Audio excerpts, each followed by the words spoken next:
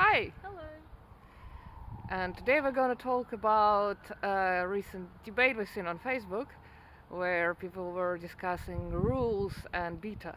Mm-hmm. And apparently there is an idea that betas are the ones who stick to the rules and create the rules and follow the rules or break the rules consciously as in rules of society. Mm-hmm. And that is because of because betas supposedly value TI, which is structural logic. Yeah. And so it's assumed that structural logic implies valuing rules and regulations almost. Laws. Yeah. Yeah. Which is odd because in itself the structure is not a prescriptive thing. Structure is just a descriptive thing. I think there is a jump, and maybe it's an e-jump of if it's a structure and you call a structure of society or stratification of society, then it must be the same thing, which is not. Because in society, yeah, you can describe society through structure, but imposing structure is actually imposing the way of how things should be done. In philosophy, this is known as the is ought to gap. So is a gap, sorry. So is as you describe how things are, and ought to you're saying how things should be. So it's a jump to go from kind of that descriptive to prescriptive. Yes. And so TI does more of the is, this is how things are, Yep. whereas T and FI kind of, I'm not sure whether, yeah, they are more, this is how things should be. Yep. So, yeah. And consequently that would be TE types who are thinking about how things should work, including in society or in any other matter. And also T is the aspect that wants to optimize. And make things efficient. So yes, and improve things. In that sense it drives the change. Also there is another aspect that likes change, which is an E. And so we end up with pretty much every quarter but betas being into that stuff. Yeah. Also the society itself consists of relations between people. And that's FI.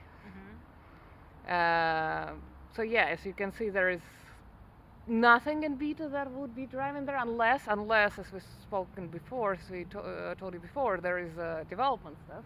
Yes. And unless you have developed your non-valued aspects. Yeah, unvalued. Yeah.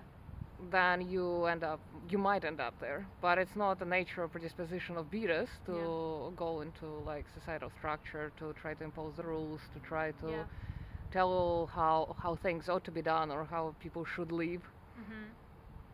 Yeah. So far we've been basically talking about this descriptive versus prescriptive dichotomy. Trying to think if there's more to it. Also, yes, there is another aspect that people will probably remember, that betas have a C, and that somehow is taken also as a thing because you want to change the environment, but a C is sensorics. It's an immediate thing, and it has nothing to do with like social change. I think we wanted to bring Nietzsche into the debate as well. So Nietzsche is a philosopher that we type as an LSI. So he's a beta logical sensory introvert, and he's famous for his quote. I think I'm going to butcher it. It says something like, "I have my way, you have your way. You have your way, I have my way. As for the right way, the correct way, and the only way, it doesn't exist." Yeah. Obviously, it's translated from German anyway. So yeah, we're not going to give you the German original. So yeah. But yeah, so the idea here being that there is no right way to live. So there's no way, there's no possibility to prescribe the right way, and why should we? And also Nietzsche's position is known as Perspectivism? Yes.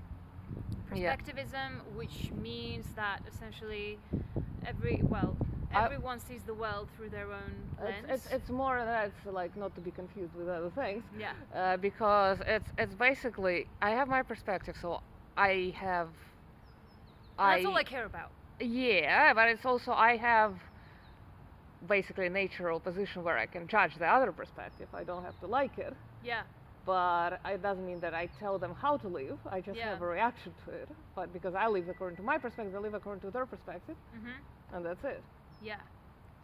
So I think that's the cool thing about Nietzsche is that he was very, very critical of what is known as metaphysics and philosophy. And metaphysics is essentially any enterprise where you're trying to find the ultimate nature of things. What, like, does God exist? Or like the big questions, like what is the fundamental principle of the universe? Like trying to figure out the truth about the world. And he ridiculed people like Socrates, Plato, saying like these people ruined ancient Greek culture because it was originally the culture of warriors, and all of a sudden it just became these kind of passive philosophers just questioning reality. Why question it? What is the point? Instead of actually living it to the fullest and actually doing things in the real world. So because people probably hear it like that. Living it in the real world doesn't mean I go and change the world. No. It's actually living. It's your thing. It's about you. A C has a tendency to be generally quite egotistic. Yeah. Kind of. Yeah. So essentially, it was against, you could say, pursuit of knowledge for its own sake as well. But I think we're going on a tangent here. Are we? Yes. No, I think I was trying to link this back to kind of, because essentially he's saying that, he's famous for saying like fear is the mother of morality. So there you go, like essentially. Yes, clearly the guy doesn't want to prescribe morality. Yeah, and then, but then also ultimately, I think for Nietzsche, ultimately, what matters is kind of what you think is valuable in life, as in. Knowledge is not valuable per se. Generally, Nietzsche just goes on and on and on about the things he finds valuable. Yeah, he ends up writing many, tons of books about essentially the same thing. That's just one example of somebody who actually actively was really, really against the idea of objective, objective morality, objective right and wrong, objective way of doing things, right way to live. So it's all kind of cool. All right. I think we're done here. Thank you for watching. See you in the next video. Bye.